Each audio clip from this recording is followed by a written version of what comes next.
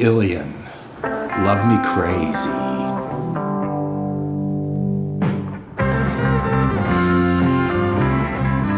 I haven't heard this record for at least 25 years, in the early 90s. Ilian, Love Me Crazy, 1977, on Kitty Records. This one was a real mystery to me. People that are into power pop and into folk rock are gonna like this record because he has the perfect voice that doesn't sound too commercial, and he writes songs that are really melodic, and they're produced in a way where they're not beaten to death and lose their initial spark. It's like they're captured like some of the great 60s records. It's extremely rare that a really good record has not been heard by people at this date in 2016, and Ilian is one of those records. We couldn't find Ilian ourselves after a lot of looking, so we hired a private detective to find him. Turns out he's out in Flagstaff, Arizona. My name's Paul Major, and we're gonna fly out there tomorrow and see what he's like in person. I think this is gonna be one real big adventure the way that record sounds.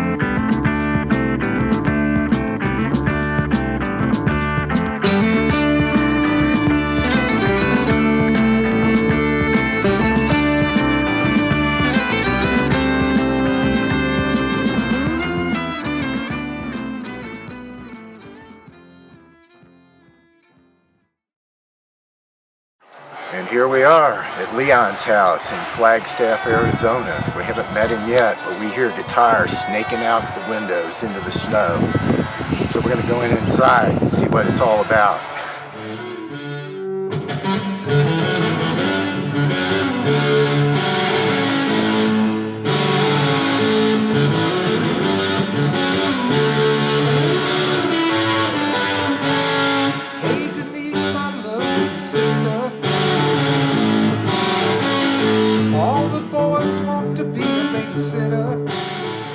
Ilian is at the time, I didn't have a band and I was just writing my own material, so I didn't want to come up with a band name, and Leon, Nahat was, is not very catchy. So I asked my father, I said, how do you say Leon in Arabic? And she said Ilian or Ilian. And I said, oh, that's a good name. So I just adopted that. So Ilian is Leon.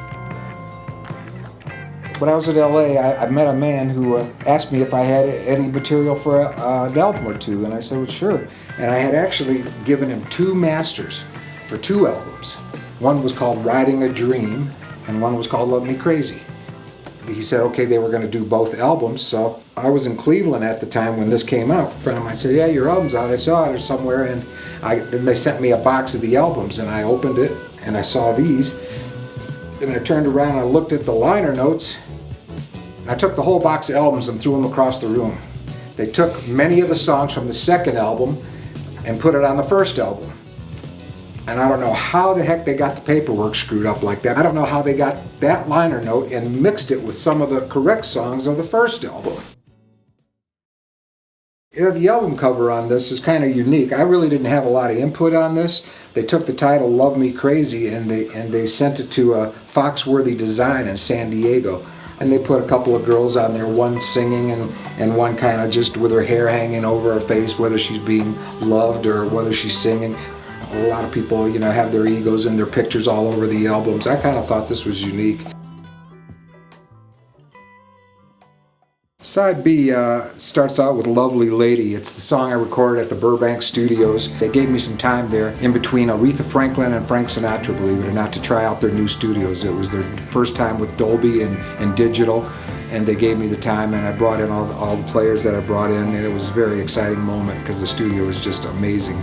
These large soundproof baffles that turned every which way, and it was just like it was serious Hollywood.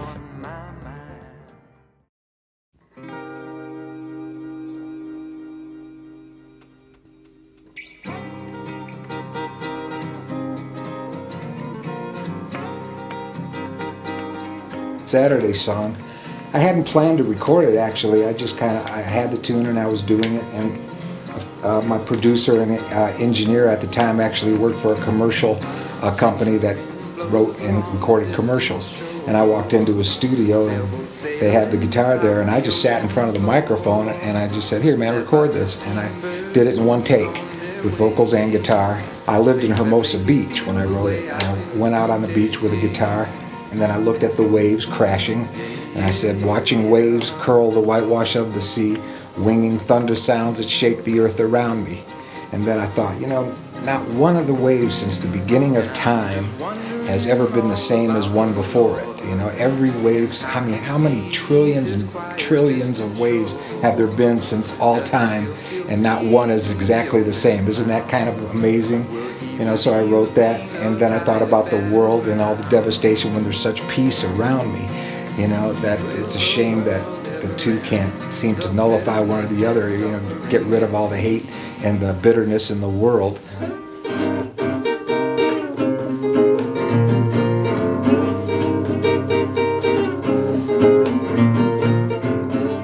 There has to be some kind of magic in the recording, otherwise what are you doing it for? You want to leave a legacy of music that people can still put on years later and just really enjoy.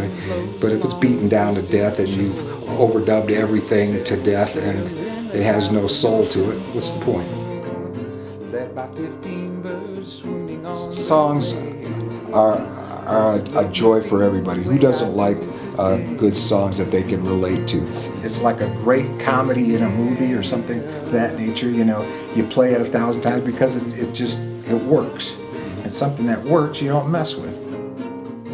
Music has been the joy of my life, and songwriting especially. I feel that, when I write songs that I'm leaving a legacy of some kind, and that's the joy of writing music.